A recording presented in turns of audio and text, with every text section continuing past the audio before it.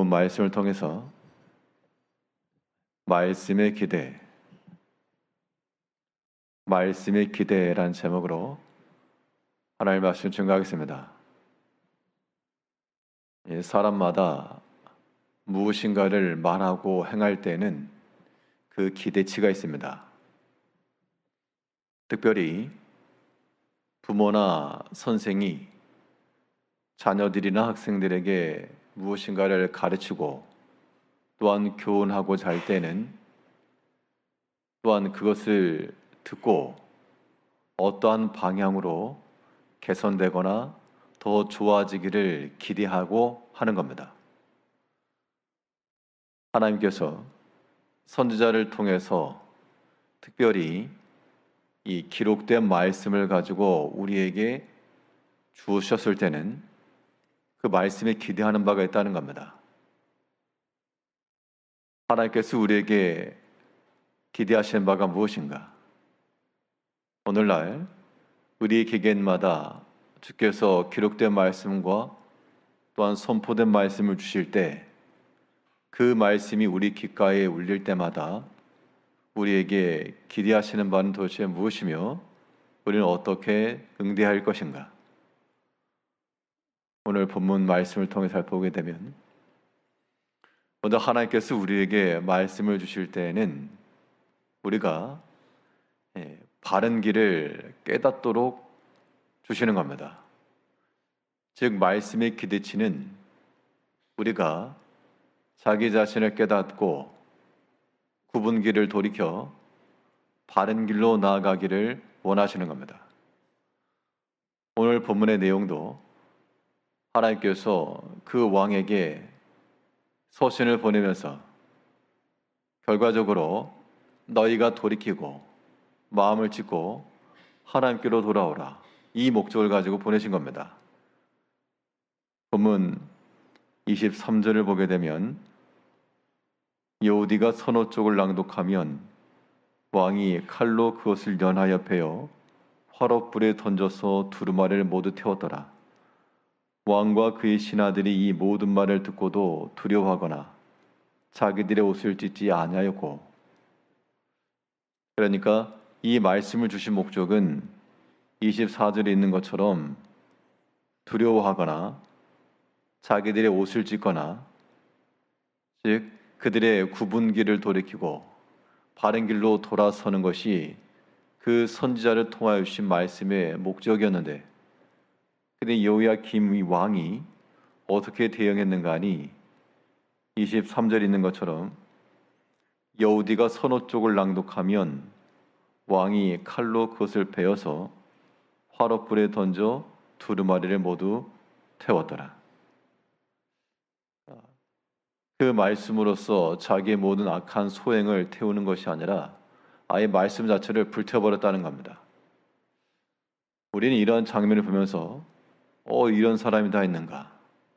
어찌 그럴 수 있는가? 라고 생각을 하기 쉬우나 결국 이러한 모습들이 오늘 우리들의 모습임을 또한 깨달아야 되겠습니다.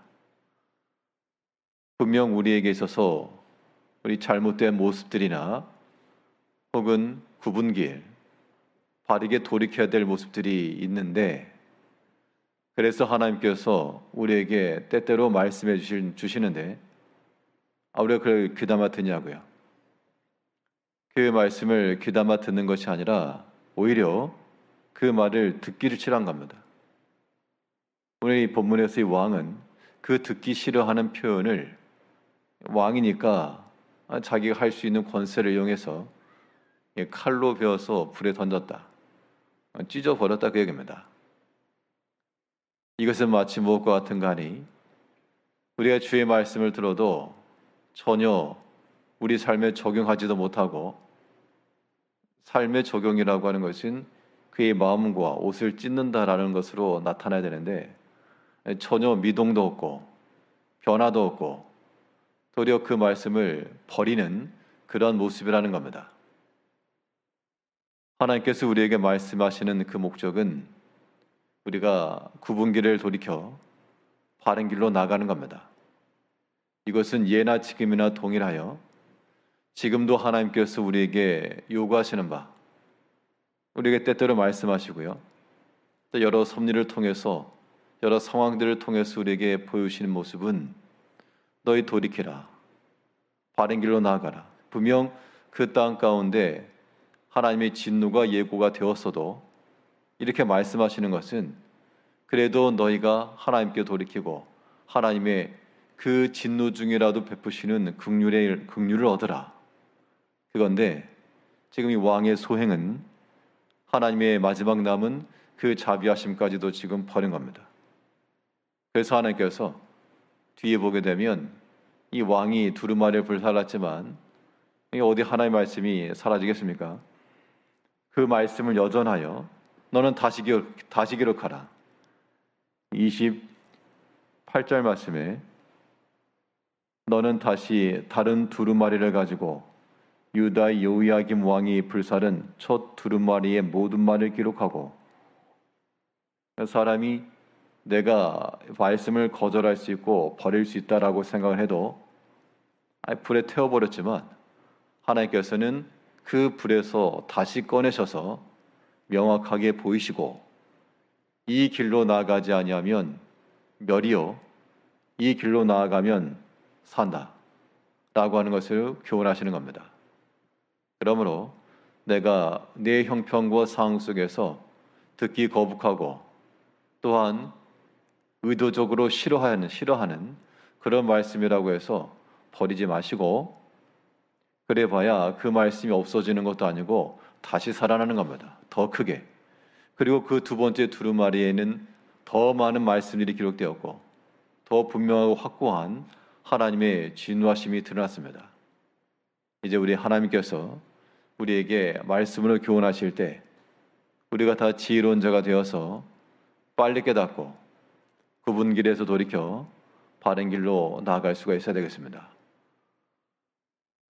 하나님의 말씀이 우리에게 주어질 때 기대하는 바는 우리가 바른 길로 나아가고 깨닫는 것을 구하는 것이요, 또 이 말씀이 우리 가운데 주어졌을 때 하나님께서 우리에게 무엇을 알기를 원하시는가, 우리가 하나님께로부터 받은 은혜를 깨닫기를 원하시는 겁니다. 하나님의 은총으로 여기까지 왔노라 라고 하는 것들을 우리가 깨달으면 그 말씀 앞에 부종할 수가 있고, 그렇지 않고 하나님께서 주셔서 여기까지 이르렀다는 걸 알지 못하면 자기 힘과 능력인 줄 알고 하나님 말씀까지라도 대적한다는 겁니다. 오늘 본문에 나왔던 이 왕은 그의 아버지로부터 왕위를 물려받았습니다. 태어나 보니까 왕의 아들이고 자연스럽게 왕이 되었는데, 그의 모든 왕의 환경과 조건이라고 하는 것을 단 한 번이라도 이거 하나님께서 내게 주신 참 귀하고 좋은 것이다 라고 생각을 못 해봤을 겁니다. 물론 그런 생각을 했을지도 모르지만 최소한도로 지금 하나님 말씀 불태워버리는 이 시점에서는 내가 왕이라, 나의 이 모든 일을 막을 자가 없다, 분명 하나님이 주신 권세요, 하나님이 주신 그런 왕궁이요, 또 그 추운 날 다른 사람들과는 달리 따뜻하게 하라고 화롯불까지 놓은 그 모든 상황이 도리어 그 말씀을 불태우는 그러한 도구가 되고 말았다는 겁니다. 이것은 하나님의 은총을 잘못 사용하시죠.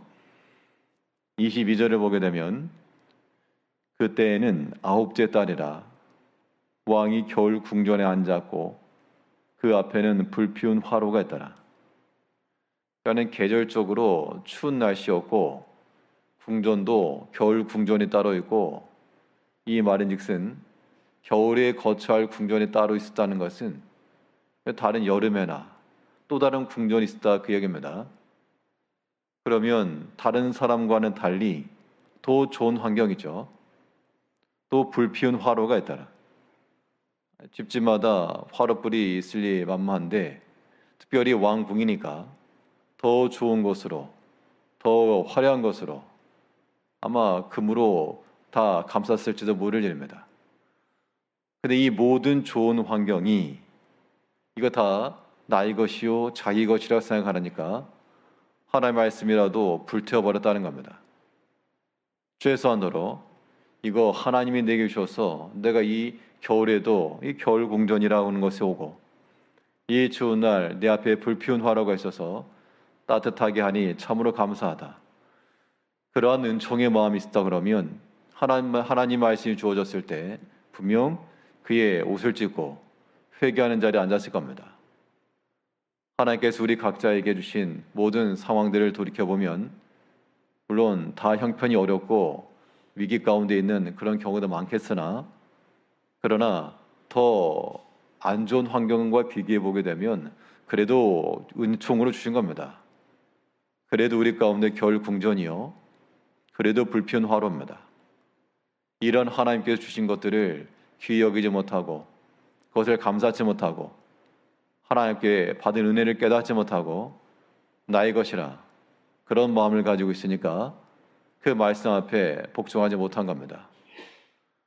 하나님 말씀이 우리 가운데 주어졌을 때는 그 말씀을 듣고 깨달아 굽은 길을 돌이켜 바른 길로 나아가라는 그 목적이 있고 또한 하나님께로부터 받은 그 은총을 기억하라 는 말씀에 기대치가 있는 줄 알고 오늘도 이 하루 동안 하나님께서 우리에게 요구하시는 바 그 말씀에 기대에 부응하며 살아가시는 성도님들이 되시기를 바라겠습니다. 기도하겠습니다.